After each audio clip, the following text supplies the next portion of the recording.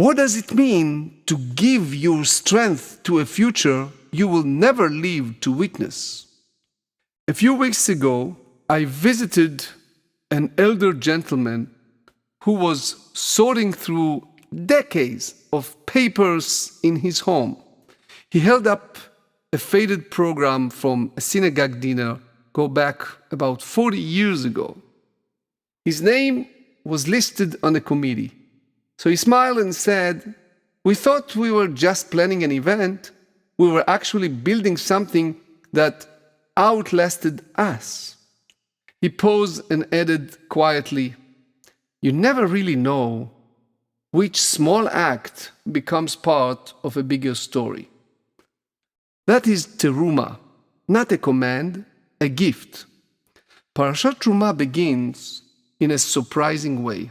The Torah does not say, "collect a tax." It says, "Take for me a gift from every person whose heart moves them." The tabernacle, the Mishkan, was not built from obligation alone. It was built from devotion: gold, silver, copper, linen, oil, skill, time. No one was asked to bring everything. Each was asked to bring something. And the Torah lingers over the details almost lovingly, as if to say that every contribution, large or small, matters in a sacred design. When we imagine the builders of the Mishkan, we sometimes picture young pioneers. But that was not the reality.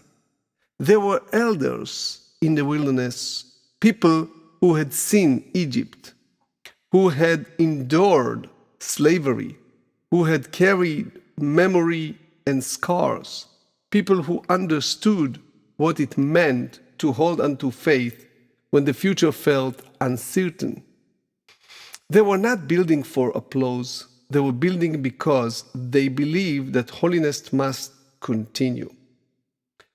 The Mishkan was portable. It traveled. It adapted. But it was rooted in something enduring. Experience became architecture. Memory became foundation. I will dwell among them. The divine presence rests not only in wood and gold, but in the relationships forged over decades. In shared prayer, in familiar melodies, in the quiet handshake at the door, in the steady presence of those who show up week after week, year after year.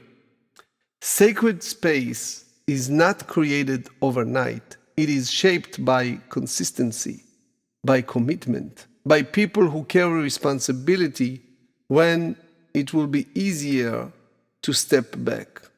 At the heart of the Mishkan stood the ark, crowned with two cherubim facing one another. Tradition teaches that the voice emerged from the space between them, not from one alone, from the space between. Holiness emerges in relationships, in conversation, in mutual regard. Communities are sustained not by uniformity, but by shared purpose, by people willing to face one another with dignity, even when perspectives differ. The Mishkan's measurements were precise. Structure mattered. Discipline mattered. But without heart, structure is empty. And without structure, heart cannot endure. Terumah teaches that both are needed. There are moments in Jewish history that are dramatic. Sinai, the sea splitting.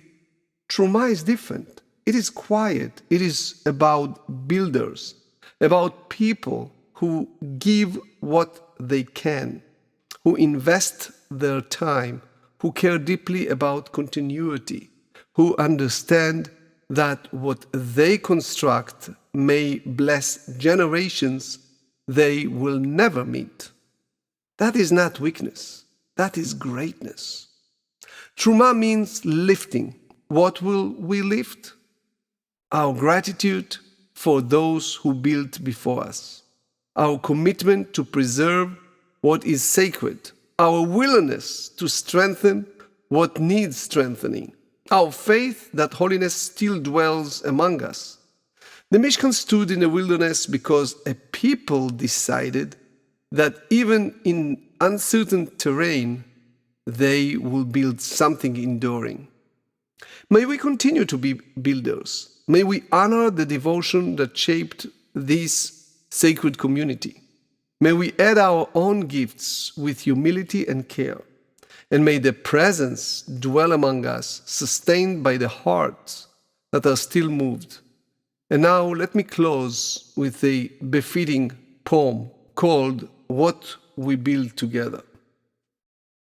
We thought it small, a fleeting part, a folded chair, a hopeful start, a quiet gift from willing heart, not knowing we were shaping art.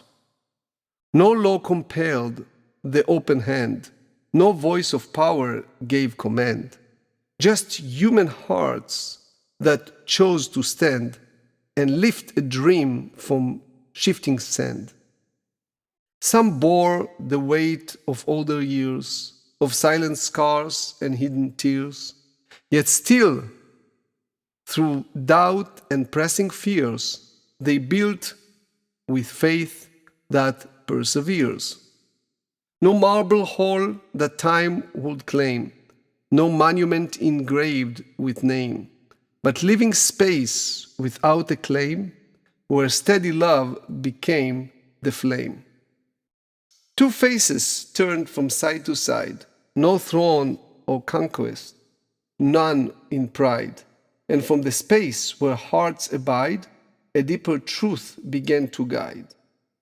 Not stone alone, nor crafted thread, but tears the quiet faithful shed, and promises by courage fed, made hope arise where others fled.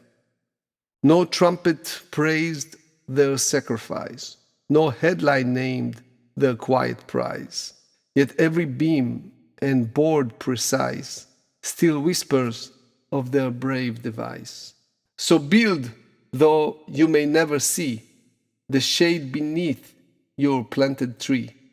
For what is sown in dignity becomes tomorrow's sanctuary. Shabbat Shalom.